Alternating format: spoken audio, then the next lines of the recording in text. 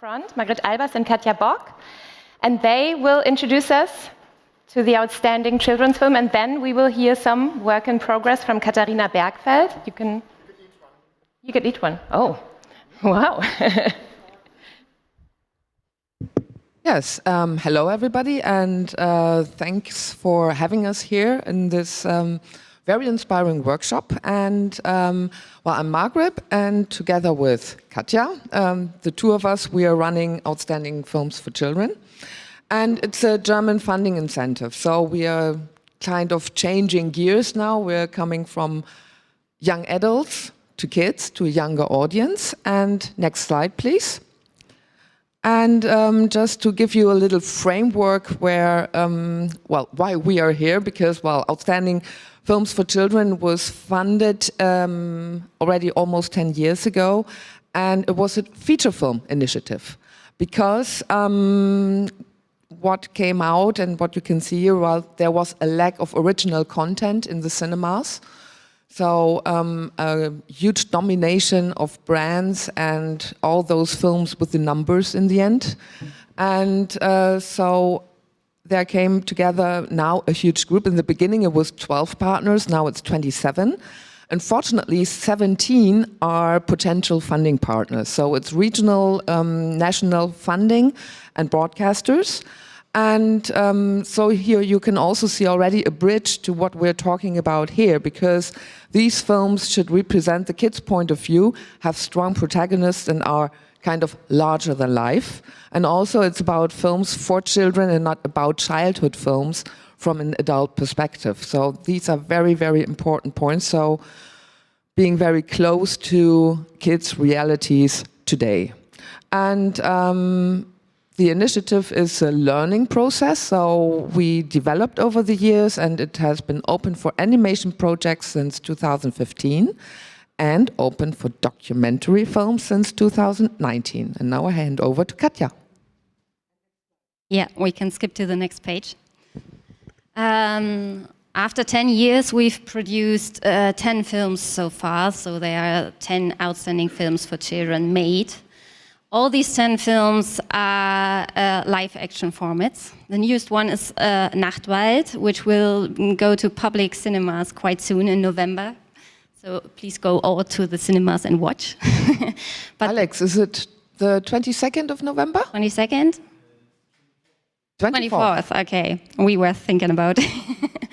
And there are 3 more films in production, and there it changes a bit because there are not only live-action formats. Sieger sein Winners is one live-action format, but The Last Way Singer, for example, is our first animation film, and Circus Kid is our first documentary film that is getting produced, and we will hear a bit more about that from Katharina in 5 seconds. Can we skip to the next page? But before we hear from Katharina, we will talk a bit about documentary films within the initiative. Like Margret already said, it is opened for the initiative opened up for documentary films in 2019. And what is quite important to say is that our jury selects the best projects regardless of their form. So it doesn't matter if it's an animation or a documentary, or it just needs to be overwhelming and the idea needs to be good, and then there is you can get funded. Since 2013, over 500 applications reached us. They were mostly dominated by live-action formats, but when we can skip to the documentary film, yeah. Over here you can see the overview of the last 3 decades, and you can see that, of course, the live-action formats are quite huge, 65%, followed by animation and mixed animation live-action parts, and the documentary parts that are applying is quite rare. But if we go back to the other page, please. We can see that it is getting funded quite well. So the interest to produce documentary films is there. In comparison, when you see the animation segment, which is opened up till 2015, there were only 2 projects funded so far. But for the documentary films, there were 3 already funded. Yeah. Yes, next slide, please. And well, it's really already said the initiative is evolving and it's learning on the job. So you might have thought, okay, well, there were only 2 applications for documentary last year, but well, we are still in a pandemic, and preparing documentaries within a pandemic is pretty tough. So we are in pretty tough times, and for that reason, we are very happy that so many people apply their ideas for the initiative. And but still, it's quite challenging because there are no regular TV slots for long documentaries. It's a special program because everyday live television is focused on short formats, 15 to 30 minutes, magazine or shows. And also broadcasters have often separate departments for kids content and for documentaries. So the in-house communication has also to be kindled. And it's very much the same with the funders, because documentary films are handled by other commissioners than the children's films. And it's very niche, and there's not so much experience. So you have the niche within the niche within the niche. And also for distributors and cinemas, the commercial appeal is very special interest. And also to be seen that documentary films about children are mostly marketed for adults. So the marketing concerning documentaries for kids or documentaries with kids in them, there's a huge insecureness whether they should target adults, younger audiences. And but we are quite optimistic that a lot of stuff is coming. If you have any questions, feel free to ask. And now we hand over to Katharina, who is the producer of Circus Kid. So the stage is yours. Hi, yeah, thank you. Yeah, I don't have anything to show you yet, because the only thing I had is the most colorful jacket I could find, because circus is like very colorful. It's full of light and shiny bubbles. This is how we perceive it, but this is just one part of how we can look at circus. On the other hand, people say it's depressing, they're poor, they're uneducated, they're animals that are not well treated, they have 15 kids who only go to school from time to time. So there are 2 different angles to look at the circus world, and it's not only, you know, some people love it and some people hate it as well. So it's a bit like we are facing something that we like, but we also know that the reaction by pitching the project is some people go directly into confrontation. But to start at the beginning, so we got recommendation to be funded, which means I'm still in the process of really getting the confirmation of the money we applied for now. But it's a very special initiative where everything from the German funding system works differently in this case. I, as a producer, handed in my project, the idea we had. And this is also a bit tricky for documentaries because I have to hand in a concept and I don't know, you know, it has to be an idea. And I cannot start by the greatest protagonists I have because they would grow, especially when they're young. So I cannot have them ready. I have to have an idea of a world which can work if I'm financed in 1.5 years. So this is the reality of producing documentaries, that it has to work in the system. We make it happen so they get the money to tell the story. This is why I have to come from a more topic approach somehow than by finding the greatest little kid I want to make a film about. So this is the producer's struggle in financing, and working with the initiative is like it has to work also in this system. And so, I mean, I can tell you what Circus Kid is, and then we can go deeper in the challenges or how we dealt with it. So the idea is we follow over 1.5 years a circus family, which is a tribe. They have their own culture. They have a bit their own language and dialects. They have an oral history of, they know 8 generations of their family. They know when it was founded. They know their grandparents and what their profession was in the circus. So we have like a known world that is also parallel to our world. The kids don't go to regular schools. They live with 15 camels and ponies and zebras and whatsoever. And we want to follow this family throughout 1 year and tell the story of the youngest siblings or child throughout her or his eyes. And the question is like, where do I belong in this circus? What can I do? How can I distribute to my family business in a way? And it's not the question when you're 20, what is it you want to do with your future? It's like when you're 3, are you a clown, a ballerina, or are you the one doing the light in the manege because you don't have a talent that is on the manege? So this is the question that we found by researching, that this is, you always come up with similar stories from the families and similar characters who just seem not to belong to the circus family, but they are part of it. So they have to deal with finding their place and knowing who they are and what they can contribute to the family. So the idea is to follow a child through their perspective, but also answer this question by going back in the history of the family. So we have animated parts where the background, the family tradition, and the grandparents and the grandparents are portrayed, and the legends the whole family knows about them are being shown as well. So we understand where this kid comes from, what the tradition is, and maybe the grandfather had the same trouble as this kid finding like, am I the best clown or whoever I am? So the child is going for a research trip and finding answers also in the past.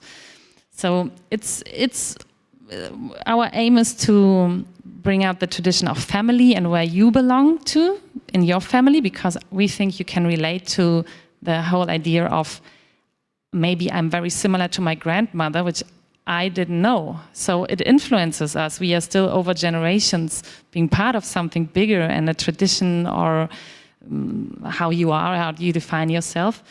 And as a circus is such a very strong traditional place, we wanted to bring this to our world and have something you can get to know, a world that we all don't know because we are part of they're called comedians, Komödianten in German. They have also their own definition who they are, so they know we are different from them, and this is a very interesting perspective in our eyes. So, but still there are many things we think we can relate to, as it's so much more extreme how they live and so special in a way.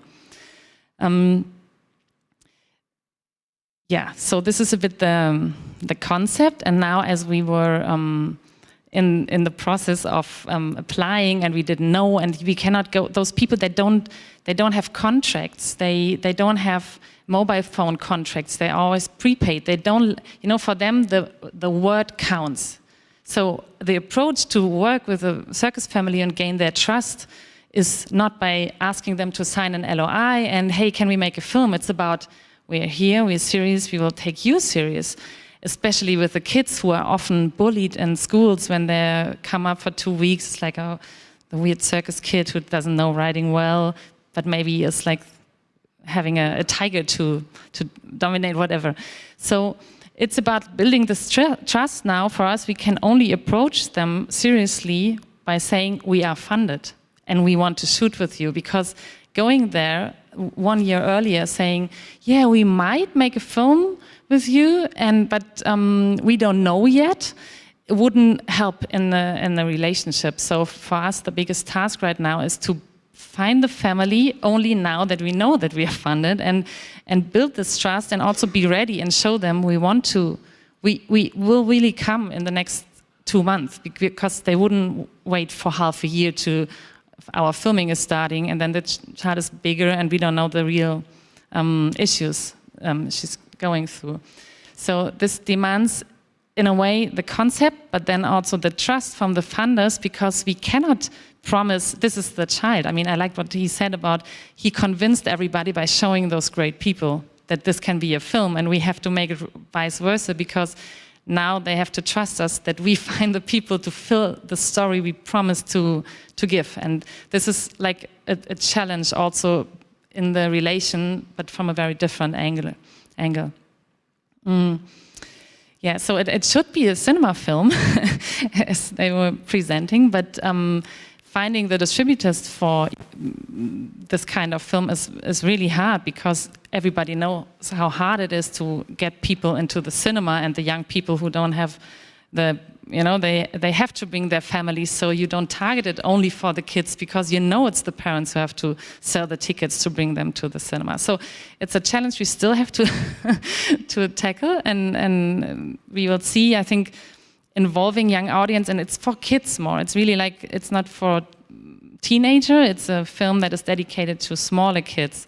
So I think this will be a challenge, because the film education and the verbal capacity to say what they want to have in a film when they're 6, I think it's a different struggle, but all this panel inspires me to try it and to also ask them what is it they would like to see, and to get a feeling. I mean, I watch films with my kids who have the same age, and it helps me to know how they react, but it gives me also the total confidence that documentary is exactly what young people need, because often the fictional films are they're much too exciting.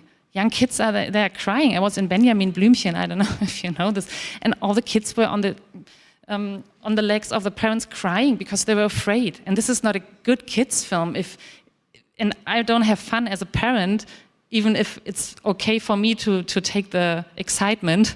It's too much for kids. So I think documentaries, also from the dramaturgic thing, from the empathy, from the curiosity kids have towards the world and other people, it's like the perfect genre. And I feel like so idealistic saying this, and I want to produce something for this generation, but the market is like, I feel like I really have to want it, because otherwise it would be so much easier to say, I don't do it. It's too much struggle. It's the market doesn't want this. So I really have to be so pushy and demanding, asking for it to bring it there. And I hope that we can actually stand up to the outstanding children's film, because now we have the pressure also to do something outstanding, and I hope we will make it, because it still feels like a very big struggle to only do at all like this kind of children's film. I feel like I'm a super pioneer in even trying. So, but it helps me to hear that I think it's needed, and there are more people than me being convinced that it's good to bring it to the market. But saying cinema, I think this is the second thought I just wanted to share. We designed, or we planned the film not only to be a long feature, like 70-minute feature-length film, but also to make it a TV cut down, as we don't have the feature-length slots in German TV. We will have like 6 times 15 minutes, so we can in each episode have one older family member in an animated scene and bring it down. But it also means like extra work, because making 2 cuts is like 2 kind of post-productions, 2 editings, 2 different dramaturgic approaches. So I think it's necessary, and I hope the film can travel better, as there is also on the international market and industry, there are more TV slots for young audience in documentary, in the documentary world. But let's see how it works. We never did this so far, but I hope this is an access to the market and to make the film travel better, as it's also a dying culture we are portraying. So I think there's a relevance that is also bigger than just a German subject, as it's a whole world that we want to document, as it's also disappearing in our very commercial world, where circus families do not have a place anymore. So, but I'm curious, I don't know, I'm happy to answer questions if you like. This is just a bit where we are right now. And yeah.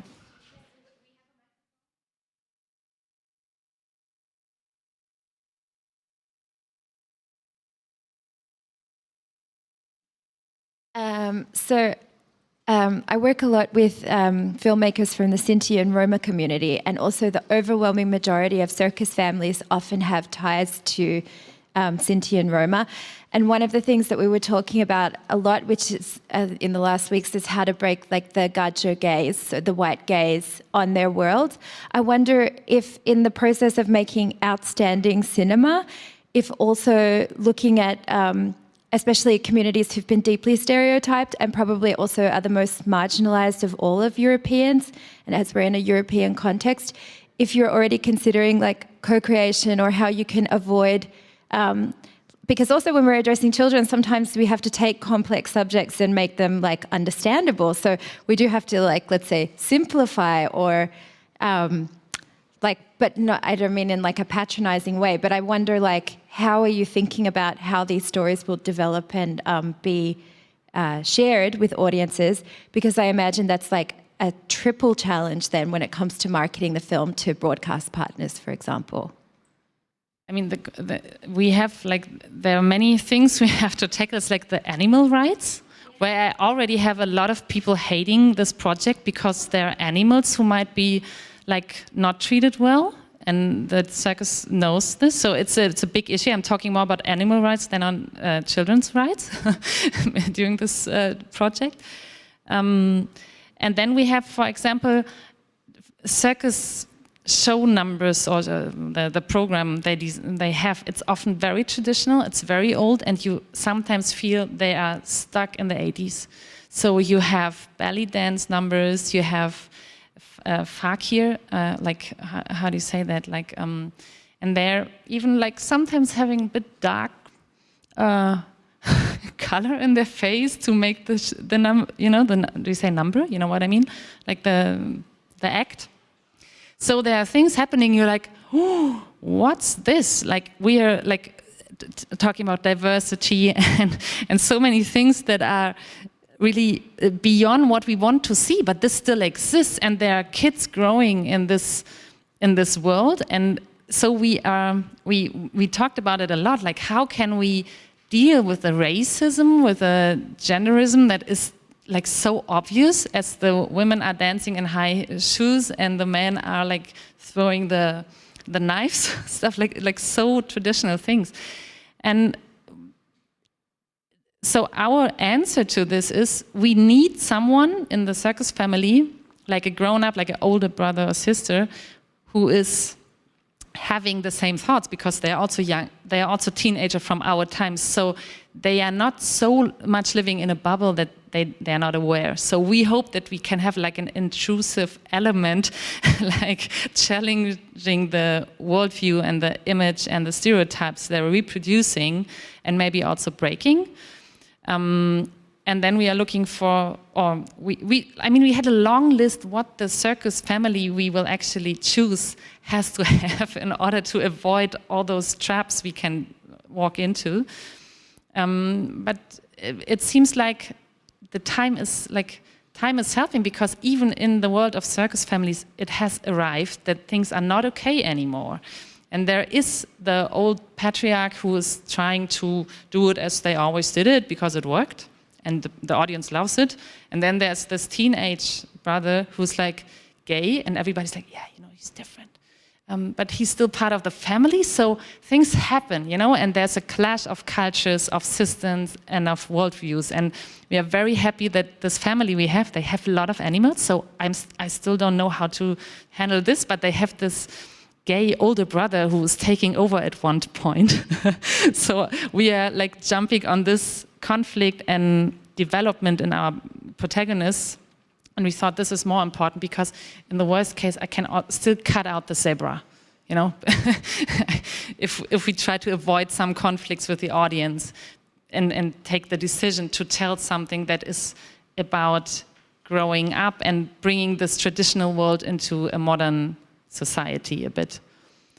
I don't know if this answers your question, but it's a tough one to being aware of what we want to tell in films, and then dealing with what there is often, and how you can still bring in this subversive element a bit of discussion and discourse without making it like a film that is explaining how it should be but not is, you know, but still make it very organic and natural to bring it in without making it too pedagogic or explanative.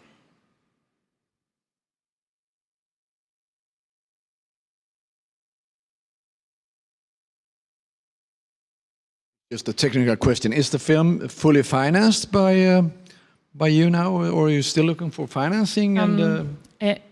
I still have to get the money because the people who decided they gave a recommendation to fund it.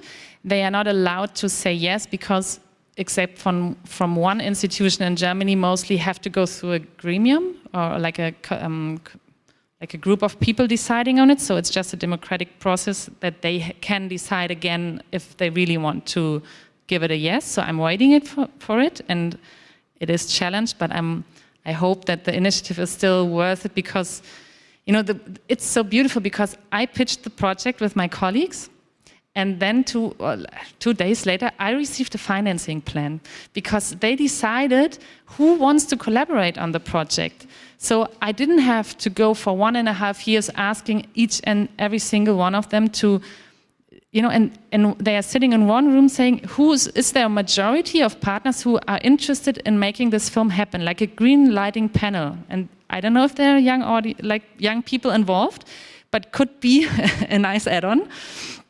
And I think it's wonderful because now everybody knows we will find enough people to bring the money on the table. I know within because if no one wants it, I will not do it. I mean, I'm still doing it because I think it should be done. But if I'm the only one thinking so, I'm totally fine in not dedicating 1.5 years in financing something nobody wants. But it takes so much time to figure out. And this is what I really loved, that I can pitch it personally, because this is not at all common sense in Germany, and that they told me, yes, we are enough people to make it happen. Just a question, how did you come up with this idea? Was a director, author who asked you to produce this, or how developed this in the very beginning? And do you have a director now who is working, and who is it? Yeah, in this initiative you have to do the application immediately in the team. You cannot just do it by just the writers or just the producer. It has to be the crew, the key creative crew. I'm working with 2 directors with whom I did a previous film, Glitter and Dust. And as we like the collaboration, it's a duo, it's a female directors duo. And we wanted to continue collaborating, and we always thought, what is the world we want to tell in this, like what is a good children's film? Where can it take place? What do we want to see? What do we want to tell? And so we were looking for about 1 year, like, where is the good children's film that we think is still missing? And so they came up with the idea, and then we started talking about what is the main question also, what drives us, why do we want to see it, what is the story behind it, because just documenting this world is not enough. So they did a vast research, and so we found that in every family you have more or less similar stories about the elephant, about the grandma who was like great with the lions, or the ballerina who changed everything in Monaco at the global meeting of all circuses. So yeah, this is a bit how it started, that we just were interested in the topic itself, and then we researched. I also want to commend this style of commissioning work. I think the way you described how the Fördergremium works and about raising the partners is maybe something that pan-European collaboration should take more into account, because the whole time we hear how can we compete with US-based platforms with their marketing power and their buying power.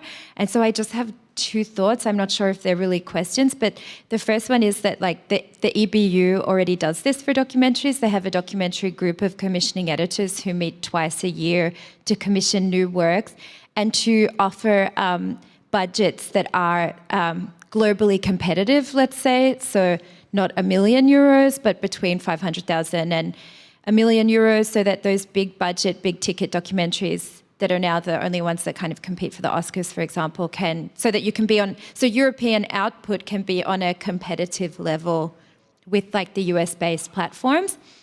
And on some senses, that's super great because it's great that that money is available. But of course, who has access to the EBU is another question, like what caliber of producer, and, you know, should European public money be used to make true crime, etc. You know, so there are, of course, bigger ethical questions in there, and this seems like the really good version of kind of that model. But I wonder then also maybe it's an appeal, if anybody in the room is on like that commission, that we could think about distribution strategies. So it's great to have these beautiful films, and it's great if they premiere at Generation or in Encounters or something during Berlinale, but it would be wonderful if we could come up with pan-European distribution possibilities to reach young audiences, and also perhaps to start to support like feature-length documentaries for kids at 7:30 across Europe or something? I think it's the children's community is quite well connected. I had the impression, like their festivals, they all know each other, and if a film is getting the access in one part, it travels through Europe, and there's Buster and Slyn. I was so amazed learning about how they do it, and so I think the children's community is even better organized and has a better network than documentaries without kids aspects. And so I think there's so much we can maybe learn from how the kids films travel. But still, it's like finding a distributor is not easy in Germany because they know how hard it is to market and to get the audience, and internationally. Yeah, I don't have a sales agent yet, and I'm happy to talk like how you see it for your countries, as you also come from different parts. I would be super happy to make this film travel, or to find a collaboration on this early stage to open it up for international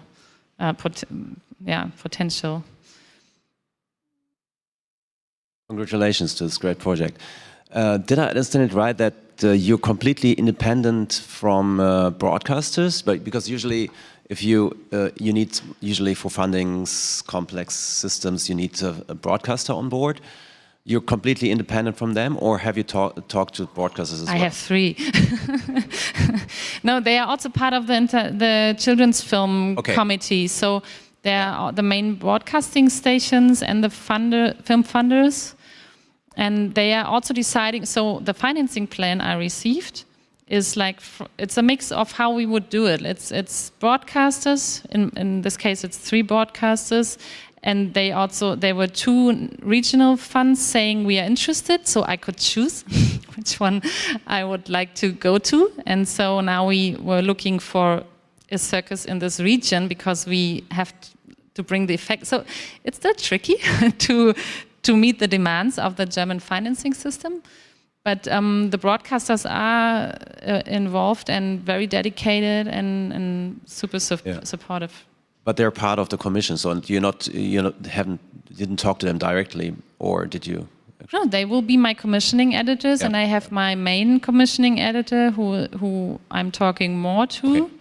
But so far they give us a lot of trust, and they're very supportive. And I also have to say, and I had to justify this a little bit, but as it's an outstanding children's film, and I know we were the only documentary, and documentaries are always under budgeted, I said, this is my opportunity to finance a film in the way it should be financed. And I know that all fictional films will have a higher budget anyway. So for them, it was the lowest production they could say yes to. And for me, it's the highest budget I have had, if it comes through for a documentary. So it's not about having another super low-budgeted documentary, but I have the impression now I have, for the first time, a film that I can really do, and that I have the possibilities to do what we think we need to do.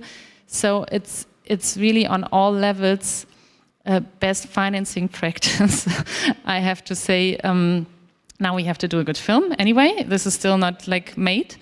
But I always have the struggle, and at least the conditions are right, and the timing is good, and I feel appreciated also as a producer, like they're interested. I offer something, they like it. Now we talk.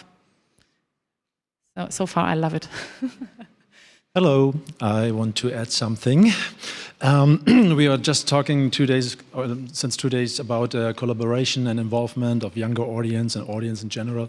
I just wanted to strongly recommend a strong involvement of your future distributor, because you just mentioned that it's not only a tough cookie to create this children's documentary, but you also have a really young audience, and this is even more tricky than just making a documentary for children, let's say from the age 8 to 10.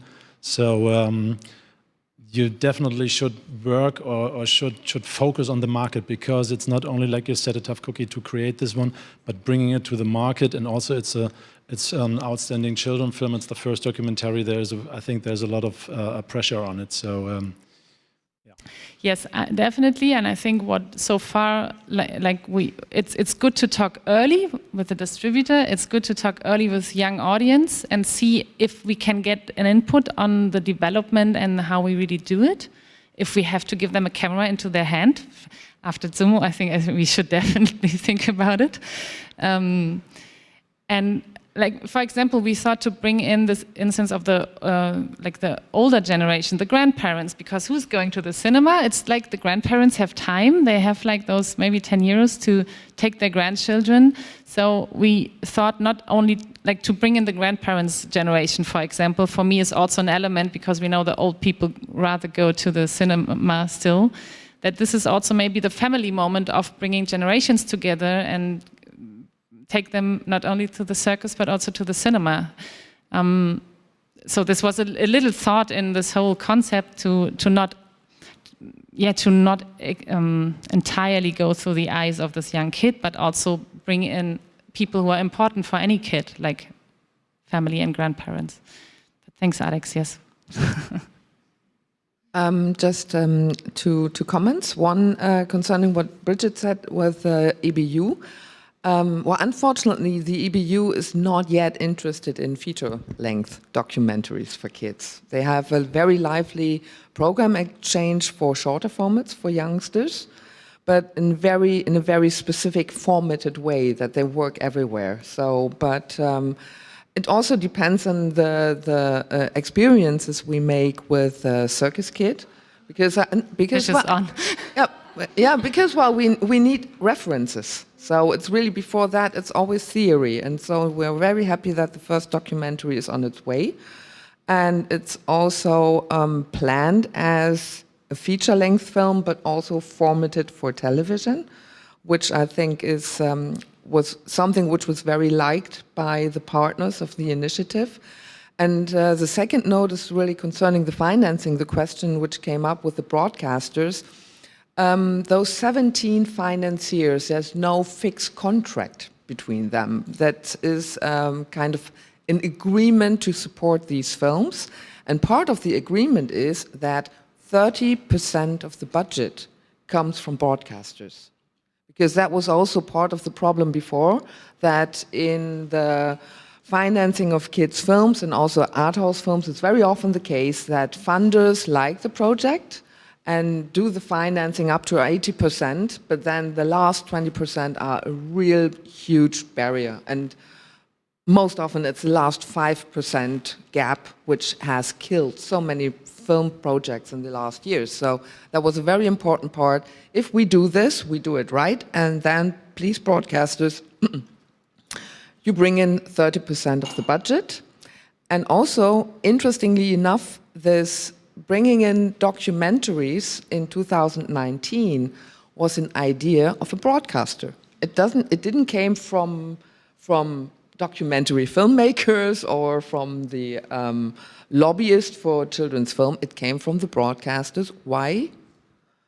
You haven't thought of documentaries so fast. And was, well, if you like it, we can discuss that. And so broadcasters, funders said, okay, we go for documentaries as well.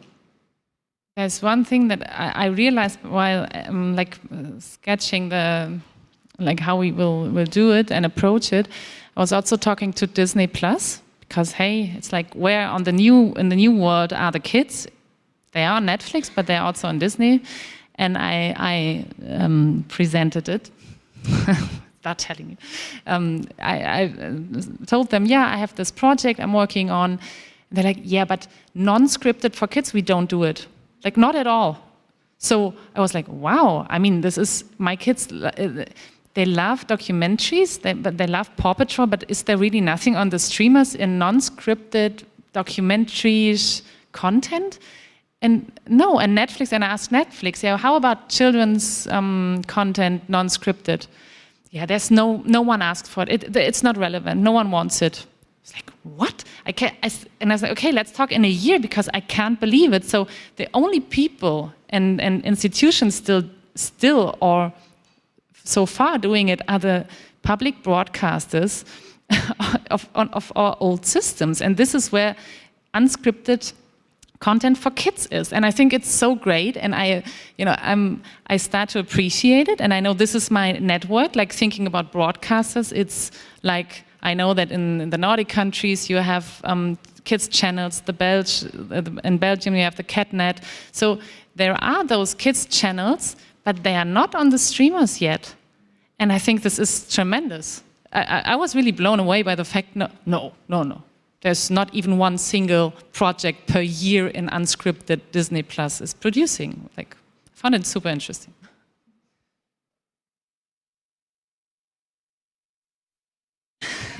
Thank you all for the questions.